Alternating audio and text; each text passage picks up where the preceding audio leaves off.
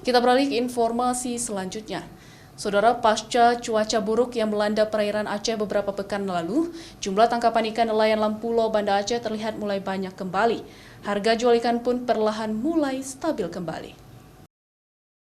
Seperti yang terpantau di Pelabuhan Perikanan Samudra Kutaraja Lampulo, Banda Aceh, aktivitas bongkar muat ikan dari sejumlah kapal nelayan terlihat hasil tangkapan yang melimpah. Hasil tangkapan nelayan yang kembali normal ini membuat harga ikan mulai stabil kembali. Ikan dencis kini dijual 12.000 hingga 15.000 per kilogram. Ikan tongkol ukuran kecil kini dijual 20.000 per kilogram. Menurut nelayan setempat, hasil tangkapan ikan para nelayan di Pelabuhan Lampulo selama sepekan terakhir sudah mulai banyak kembali.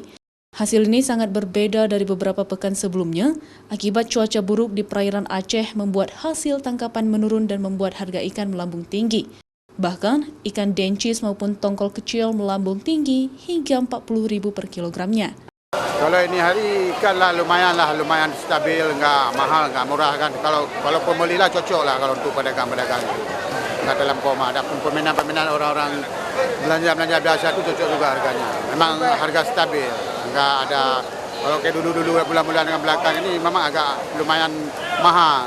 Minggu ke depan mungkin udah membaik mungkin kan, karena cuaca pun udah membaik kan. Sementara itu, para nelayan prediksi cuaca di perairan Aceh akan terus membaik dan hasil tangkapan ikan juga akan semakin banyak. Dan harga ikan diprediksi juga akan kembali ke kondisi normal.